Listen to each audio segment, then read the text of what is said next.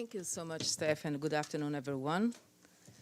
I hope you are doing well today. We will start with a travel announcement. The President of the General Assembly will travel to the United Kingdom to attend the UN Conference on Climate Change, COP26, in Glasgow. Mr. Abdulla Shahid will leave this Friday afternoon. The PGA will speak at the event's opening on 31st of October. Whilst in Glasgow, the PGA will hold several bilateral meetings with heads of state and government, women's groups, young leaders for climate action, and youth activists from the small island developing states, SIDS. On 1st November, the PGA will meet a group of women scientists and speak at a meeting with least developed countries, LDCs and SIDS. The day after, on Tuesday, Mr. Abdulla Shahid will deliver opening remarks at the breakfast with heads of state and government of the Alliance of Small Island States, AOSIS. He will later hold a separate meeting with women leaders of civil society organizations. Mr. Shahid will travel with one of his deputy chef de cabinet. He's a sustainable development team leader, a communications advisor, his executive secretary, and 2 security officers. All travel costs are being covered by the PGA's Office Trust Fund. Mr. Shahid and his delegation will return to New York on 3rd November. And before his agenda, the PGA's Advisory Board on Gender Equality will hold its first meeting tomorrow. As you know, Mr. Shahid announced the names of the board last week. There are 11 advisors and 2 observers. The GA president expressed his deep commitment to advance gender equality. The members and observers were selected based on their experience and expertise.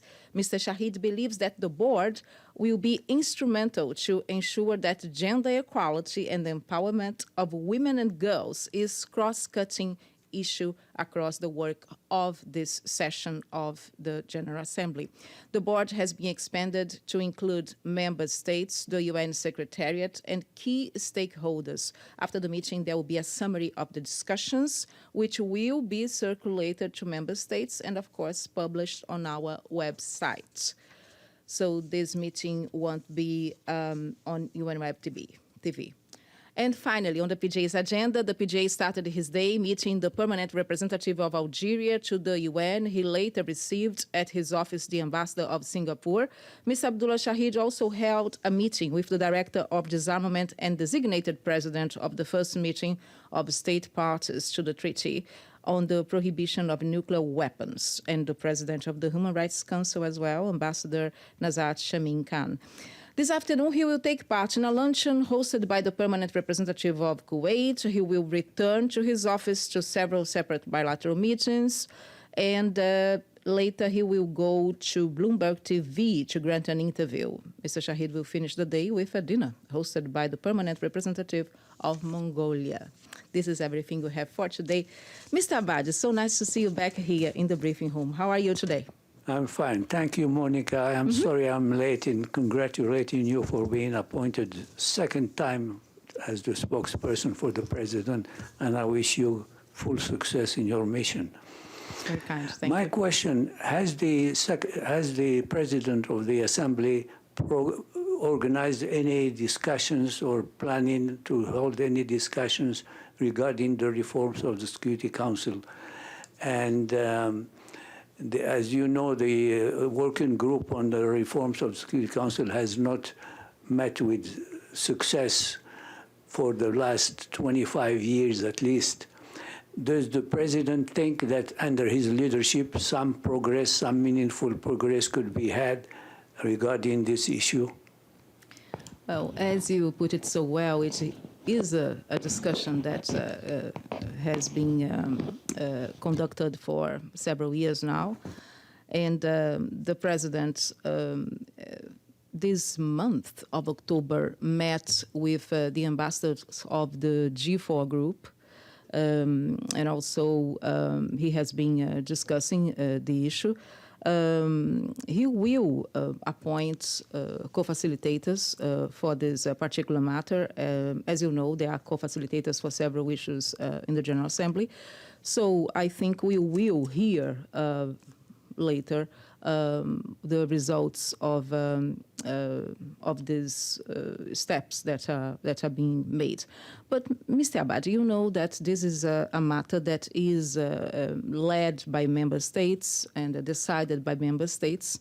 And of course, the president, as the president of the General Assembly, is a convener, a co-facilitator. He said in his first contact with the press here, with anchor correspondents, that he will be supportive of the decisions that member states will make and take during this process. But thank you for your question. It's also an important matter. We know that. Thank you very much. And it's nice to see you here back. Stefano, how are you today? Thank you, Monica. Very good. No, it was a follow-up with this as before. How does it really work? I mean, there has been a coup in Sudan, right? We have here a Sudanese ambassadors with the government that was overthrown. So in this case, for example, the president of the General Assembly will try to talk to him to see what is, if he has any instruction from a new government. I understand that the UN, of course, doesn't recognize the coup. That this ambassador is trying to communicate with the president or the secretary general. How does it work? Just as explaining, when in this situation, these hours, how does it work? Well, first of all, the president has its doors open to all member states in this house. This is a president that is very hardworking, very approachable, and he listens and he is a good listener, I would say, as well. So he listens to whoever would like to speak to him. We bring his agenda here every day. So far there hasn't been any meeting on any specific mission, as you just asked. But the president, Stefano, is following reports, and he is concerned with the situation in Sudan. He said that before during an interview.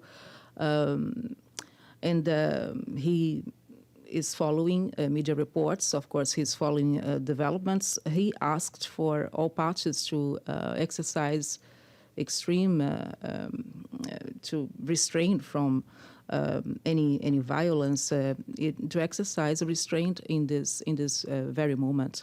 But as you know, the matter is being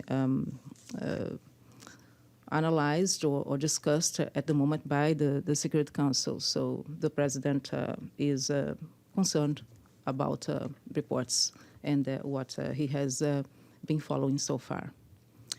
Okay, anything else here? I should say also on the screen, I shouldn't forget you, my friends on the screen. If I don't have anything there, I would say have a wonderful afternoon. And I see you tomorrow. Thank you very much.